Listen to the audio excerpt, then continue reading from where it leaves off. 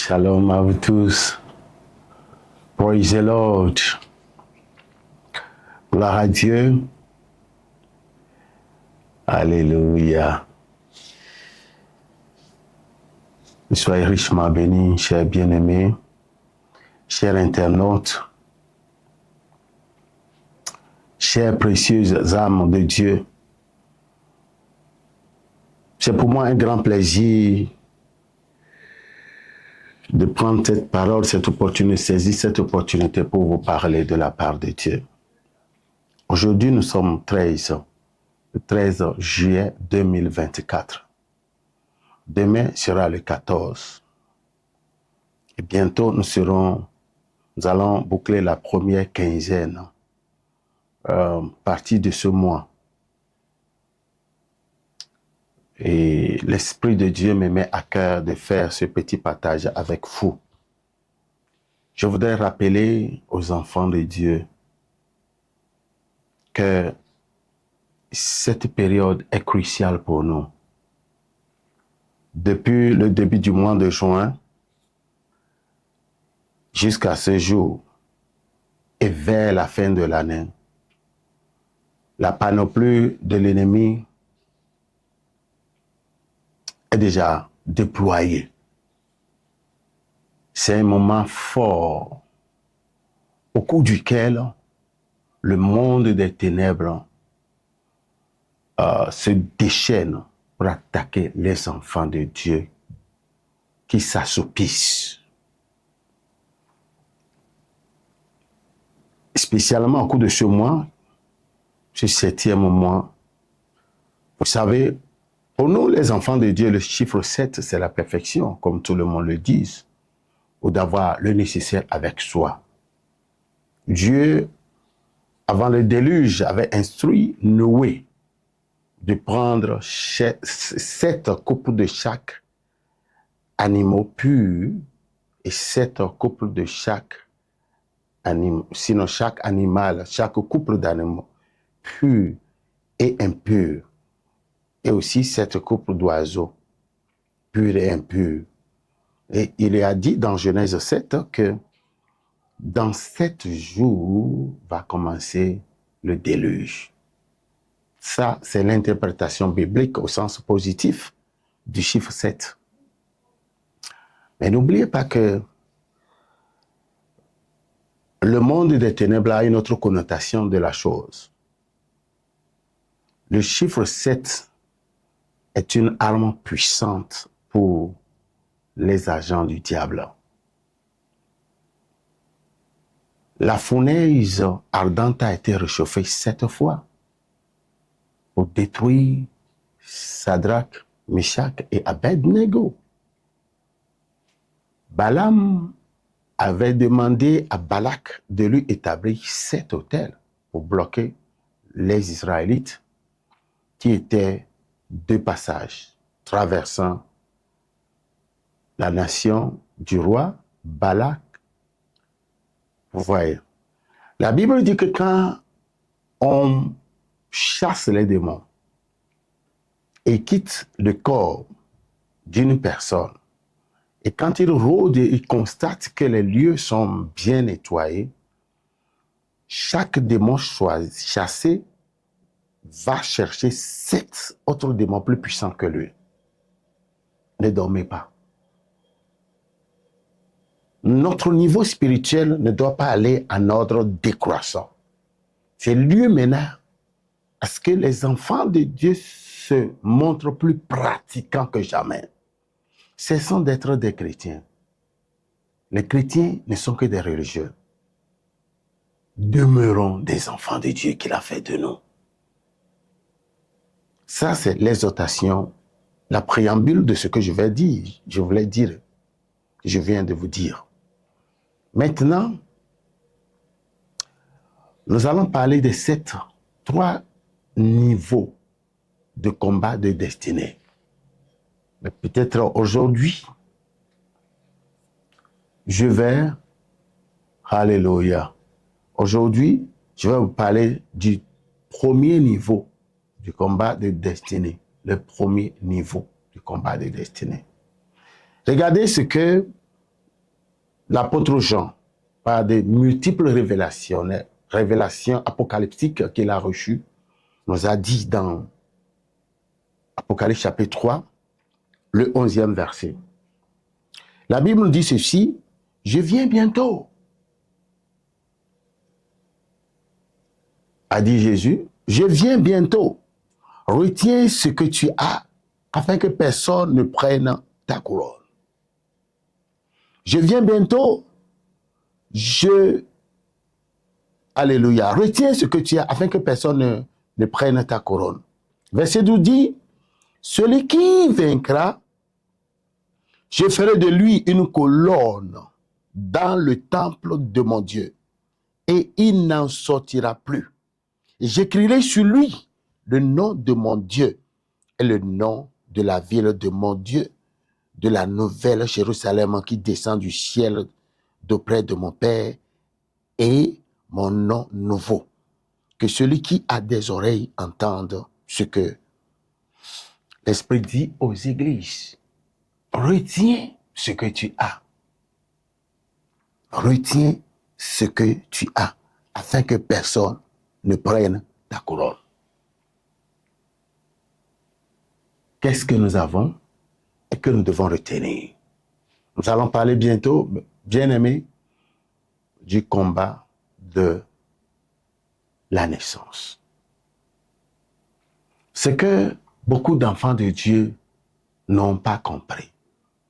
Dieu va vous faire grâce ce soir de pouvoir le comprendre pour mettre du feu dans votre adoration, du zèle dans votre adoration, pour ne pas se laisser prendre au dépourvu par le diable qui est notre ennemi commun.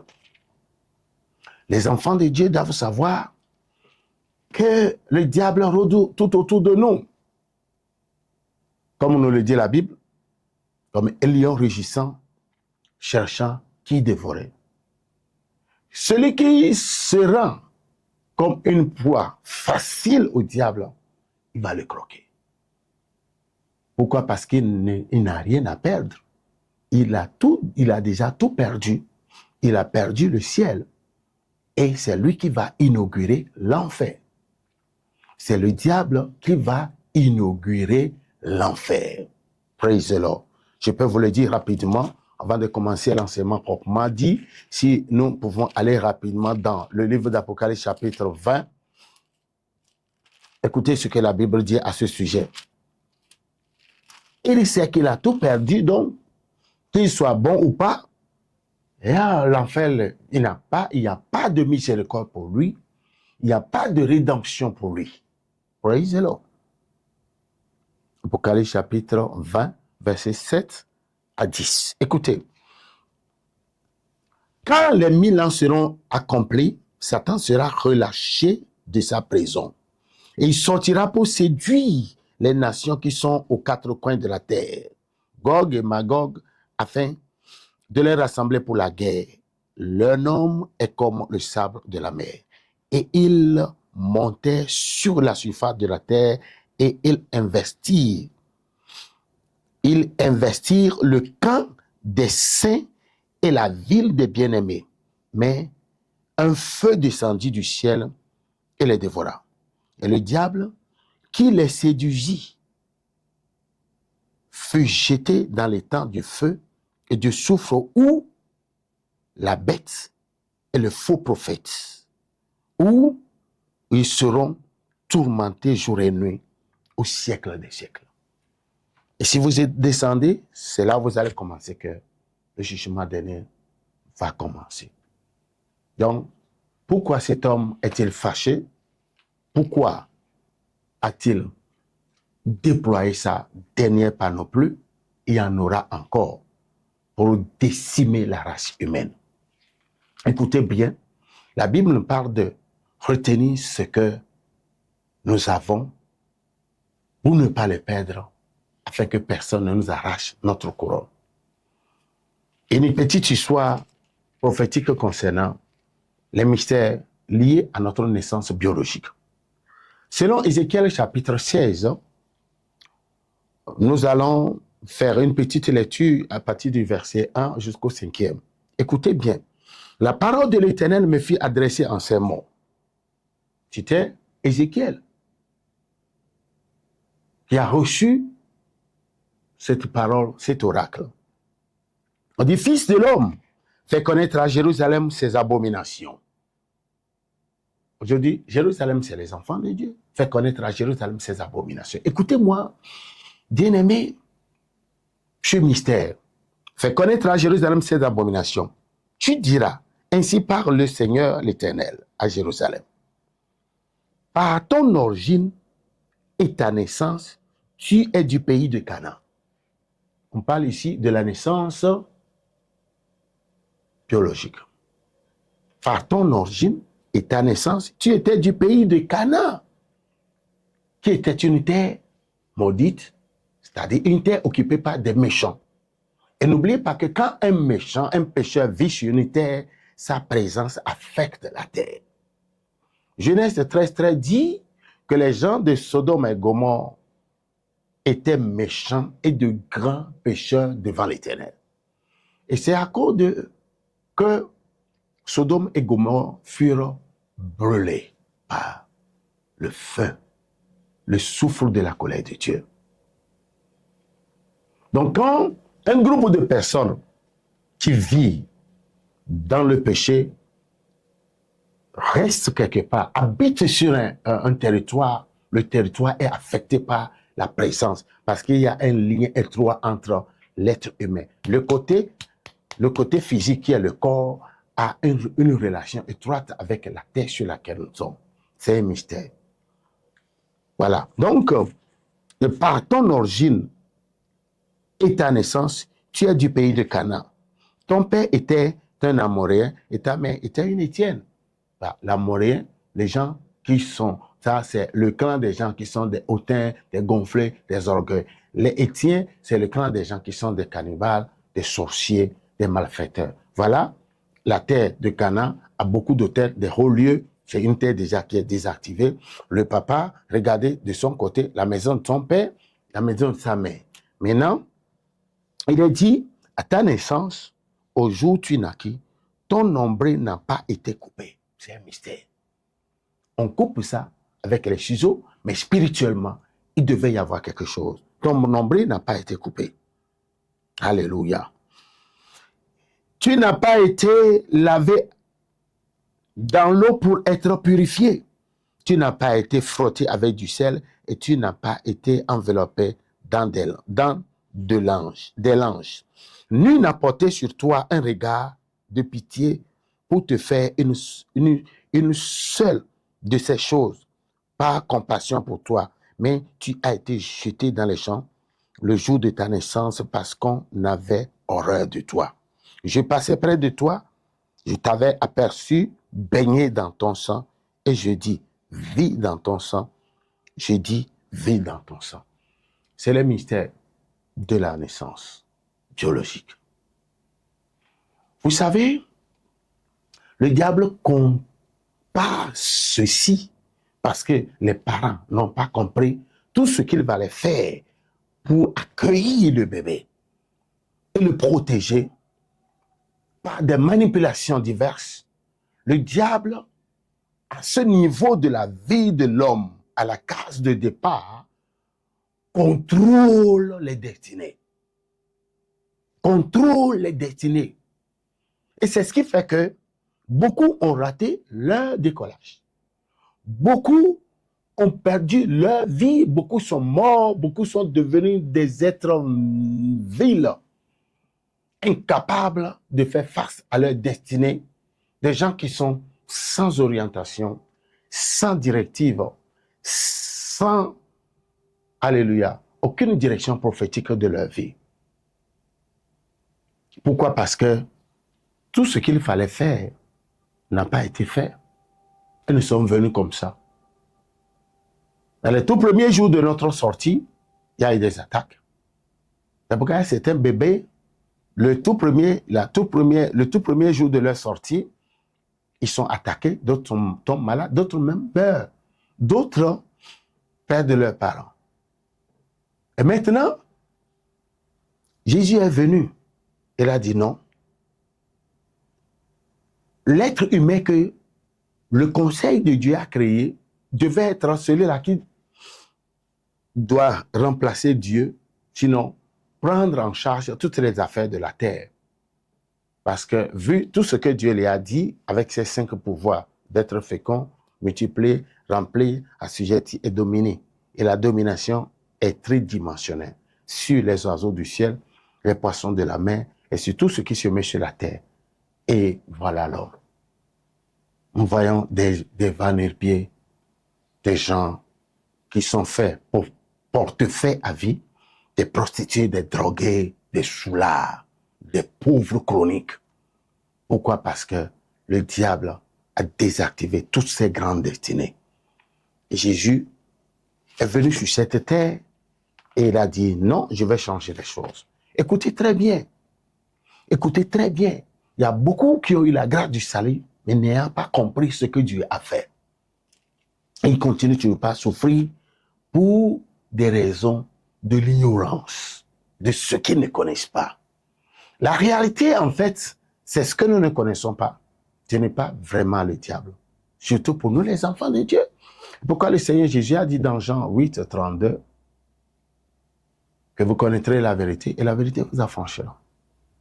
Osée l'avait déploré dans Osée 4, 6, que mon peuple périt faute de connaissance. Maintenant, Jésus est venu. Jésus, notre Seigneur, est venu pour nous sauver. Il est venu avec 2 noms prophétiques. Praise the Lord. Il est venu pour nous sauver. Selon Jean 1, versets 4 à 5, nous lisons, en elle était la vie. Et la vie était la lumière des hommes. La lumière était dans les ténèbres, et les ténèbres ne l'ont point reçue. Donc, Jésus étant venu en tant que parole, de la parole, il a pris la forme de la lumière parce que la planète Terre est remplie de ténèbres. Mais la parole est venue, et les siens ne l'ont pas reçue. Au niveau du verset 11, la Bible dit, elle est venue chez les siens, et les siens ne l'ont point reçue. Mais à tous ceux qui l'ont reçue, elle leur a donné le pouvoir de devenir enfants de Dieu, lesquels sont nés non du sang, ni de la volonté de la chair, ni de la volonté de l'homme, mais de Dieu. Alléluia.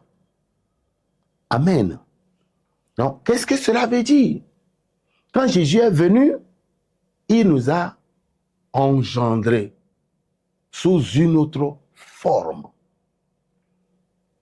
Enfant de Dieu, écoutez-moi très bien. Il y a des combats que tu fais que tu n'as plus besoin de les faire.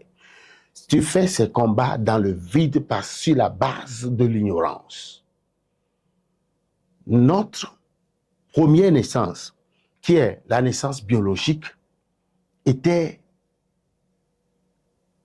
émaillée des erreurs. C'est-à-dire, quand nous sommes venus, ce qu'il fallait faire pour nous protéger n'a pas été fait. Spirituellement et prophétiquement. C'est ce qui fait que le diable a déployé une panoplie contre notre naissance, notre venue sur cette terre. Et à cause de cela, il contrôle beaucoup de destinées, beaucoup de vies. Maintenant que Dieu nous a fait grâce pour le recevoir, et il nous a engendrés. La Bible dit, lesquels sont nés non du sang humain, non du sang. Amen. Non du sang. 2, ni de la volonté de la chair. 3, ni de la volonté de l'homme, mais de Dieu. C'est à cause de ces choses-là qu'on nous flanque des noms qui ne riment pas avec notre destinée, ou des noms qui nous enlisent à cause du caractère, de leur malédiction, de la désorientation, de tout ce qu'il ne fallait pas porter comme nom.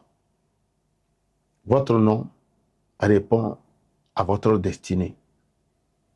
Jésus est venu et avant sa venue, l'ange Gabriel a dit à Marie, tu lui donneras le nom de Jésus, car c'est lui qui sauvera son peuple. Donc, son nom était sa mission. C'est pourquoi nous l'appelons Sauveur.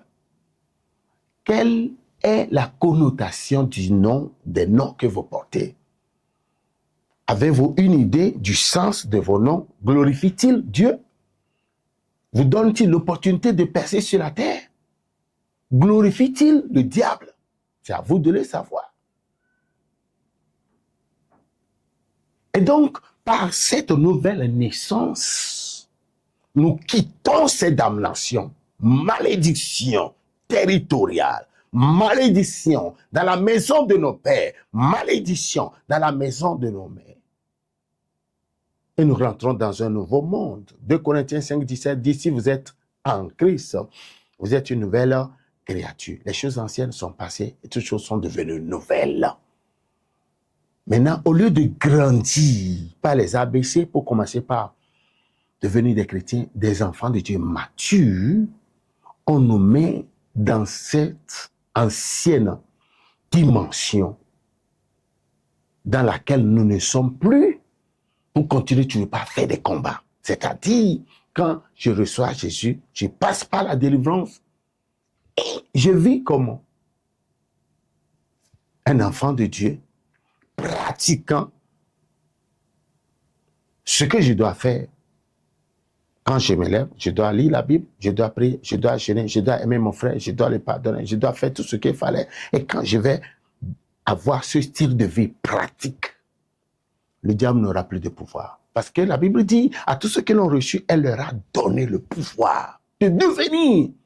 Et c'est par ce pouvoir que nous allons marcher sur les serpents, scorpions, sur toute la puissance de l'ennemi, et rien ne pourra nuire. Luc 10, 19 à 20, nos noms sont écrits au ciel. C'est ce qu'on appelle le combat de la naissance. Tu n'es plus dans l'ancienne dimension. Les autels anciens que tu continues, tu ne vas pas casser. Tu as une nouvelle identité en Christ. On t'appelle enfant de Dieu. On t'appelle esprit parce que ton Dieu est esprit. On t'appelle Dieu parce que ton Dieu est Dieu. Le fils du crocodile est crocodile. Jésus lui-même a dit, n'est-il pas écrit dans votre loi que vous êtes des dieux et que l'écriture ne peut pas être anéantie. Jean 10, 34 à 35. C'est votre nouvelle identité en Christ. Nous sommes sur cette terre, mais nous ne sommes pas de cette terre. Le ciel assure notre prise en charge. Nous devons grandir. Alléluia. Maintenant, quand on nous met dans les dimensions, on doit toujours casser les autels, faire les combats, sans savoir que nous avons une autre naturalisation. Nous sommes naturalisés enfants de Dieu, citoyens du royaume des cieux. On n'a plus besoin de notre ancienne nationalité qui est régie par notre naissance biologique. Est-ce que vous comprenez? C'est pourquoi l'Esprit de Dieu a parlé par l'apôtre Jean dans Apocalypse, chapitre 3, verset 11.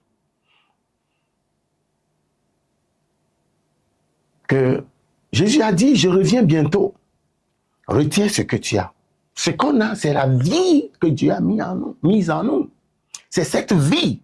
Et la grâce, c'est que nos noms sont écrits dans le livre de vie au ciel. Et notre prise en charge est assurée par le ciel. Le ciel est obligé d'avoir ses regards sur nous. Il a déployé des anges qui s'occupent de nous. Nous avons le Saint-Esprit, nous avons Dieu le Père, nous avons la parole, nous avons le sang de Jésus, nous avons les colonnes de feu, colonnes de nuée. Nous avons beaucoup de choses qui nous protègent. Est-ce que vous ne voyez pas que c'est très simple? Que de vouloir casser les autels.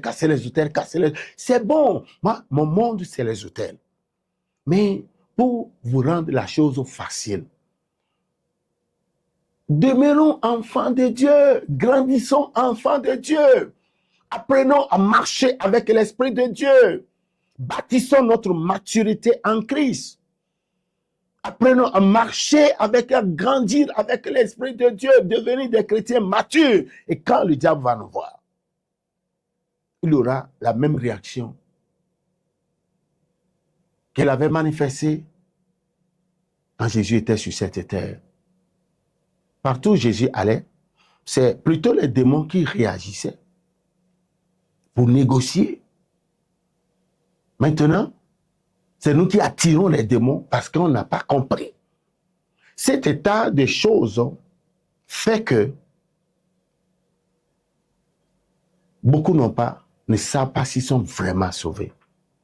Ou beaucoup ne savent pas s'ils ont l'assurance, peuvent avoir l'assurance du salut. À cause de l'ignorance, à cause de ces pratiques, ou la mauvaise interprétation des Écritures. Nous devons tous les jours déclarer que je suis enfant de Dieu, je suis né de Dieu, engendré par, j'ai le pouvoir de Dieu. Je peux faire ce que Dieu a dit que je peux faire. Je peux chasser les démons, je peux vivre sans maladie aucune. Toute arme forgée contre moi sera sans effet. Isaïe 54, verset 15 dit, si l'on forme des projets, cela ne vient pas de moi. Et quiconque se liguera contre toi tombera sous ton pouvoir. Tu as un dépôt que tu transportes et que tu ne sais pas. Tu as trop peur. Celui qui te fait trembler, qui te fait peur, a peur de toi. Montre-lui que tu es un lion. Montre-lui que tu es un lion. Proverbe 30 dit, le lion, le héros des animaux, ne reculant devant qui que ce soit. Nous sommes en mission. Nous devons aller vers les non-atteints pour les gagner. Jésus veut revenir bientôt.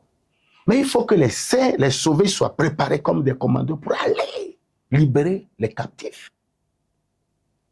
Mais si nous ne savons pas que nous sommes capables de pouvoir le faire, nous sommes sauvés, nous pouvons chasser les démons, nous pouvons vivre sans maladie, nous pouvons briser les embargos, anti-prospérité, nous pouvons aller, nous pouvons être la tête et non la queue, nous pouvons être les influents, nous pouvons avoir notre notoriété, nous pouvons avoir la visibilité de ce que nous faisons. Si nous ne savons pas que Dieu nous a destinés à tout cela, que notre position en Christ nous permet d'arriver à ces résultats, comment allons-nous postuler? Comment allons-nous être des aspirants de toutes ces choses-là? Bien-aimés, je voudrais vous exhorter. Demain, nous avons notre culte. Je vous invite à venir prendre part. Le culte commence demain à partir de 7 heures. Nous avions parlé du sacerdoce, les deux dimensions du sacerdoce. La première dimension et la deuxième dimension. Praise the Lord. La deuxième dimension, c'est le sacerdoce qui détermine notre influence sur cette terre. Allez suivre ces enseignements, vous allez comprendre. Souvent, ce qu'on nous fait comprendre pendant ces derniers temps-ci, parce que notre style de vie, la manière dont nous adorons Dieu est très différente de ce que la première église, l'église primitive de Jérusalem avait fait. Ces gens avaient compris qu'ils ne détenaient rien pour eux-mêmes. Tout ce qu'ils avaient, c'était pour Dieu. Donc, ils avaient le cœur pour le royaume. Est-ce que vous voyez? Maintenant, nous voulons utiliser Dieu. Nous voulons faire de Dieu notre coursier, notre garçon de course. Mais nous ne sommes pas prêts à être utilisés par lui. Ça, c'est le faux évangile. C'est ce qui fait que la plupart d'entre nous sont découragés. Ils sont découragés, ok? Ils sont découragés parce que ils fonctionnent de travers. Dieu ne travaille pas comme ça. C'est lui qui nous a dans ses mains. Nous sommes des ouvrages dans ses mains. Et il est le potier, nous sommes des vases. Il veut nous utiliser. Et quand nous allons comprendre cette dimension, ce qui va se passer, c'est qu'il va nous bénir, il va nous faire prospérer dans nos entreprises. Donc demain, il y aura une suite. Nous avons un invité, le pasteur Josué, qui est venu du Nigeria. Il est en visite, donc Dieu a voulu qu'il nous soit en bénédiction demain. Ce sera un bon moment de culte. C'est à partir de 7 heures. À partir de 7 heures. Nous sommes au Togo, à Agoué Plantation. Le siège est à Agoué Plantation. Nous avons les branches partout, à Legopé, à Agoué, à déticoper et jusqu'à l'intérieur du pays. Mais précisément, nous vous invitons à venir prendre part à ce culte. Ça va vous faire du bien. Demain, nous allons oindre avec corne tous les évangélistes. Les gens maintenant ont compris qu'il fallait se lever pour gagner les âmes. En le faisant, c'est une manière de déterminer les limites de l'influence. Plus vous gagnez beaucoup d'âmes, plus vous avez le cœur pour les âmes, plus Dieu va étendre votre influence. C'est le secret de l'évangile. Que personne ne vous trompe. Que personne ne vous trompe. Et donc, mes contacts, les deux contacts pour le WhatsApp, il y a le réseau Togocom, Togo cellulaire, qui est plus 228 90 04 92 46 au plus 228 99 23 88 55. Vous pouvez m'écrire sur WhatsApp ou sur Messenger. Sur Messenger, mon compte Facebook, c'est Love Suhongbe. Alléluia. Nous avons aussi Emega C TV. Vous vous abonner sur Emega C TV pour suivre tous nos enseignements et que le Seigneur Jésus vous bénisse abondamment. Et nous avons les deux dimensions, le combat du ministère, le combat de la destinée, qui est la sauve finale. C'est ce qui va nous amener au paradis. Nous devons chaque jour avoir la conscience de l'éternité. Soit le paradis ou soit l'enfer. Ça existe. La mort n'a pas d'âge. Les petits comme les grands, les plus âgés, meurent et ils en mourront. Mais ce dont nous devons être sûrs, c'est d'être prêts chaque jour. Parce que quand on n'est pas prêt et on rend l'âme, ce sera une perte pour l'éternité. Ce sera un grand regret. La plus grave de toutes les erreurs, la bévue de toute la vie de l'homme est de quitter cette terre pour ne pas aller voir son Créateur, pour ne pas être reçu par son Créateur. Praise the Lord. Soyez bénis et que l'Esprit de Dieu vous garde. Merci bien. Shalom à vous tous. Amen.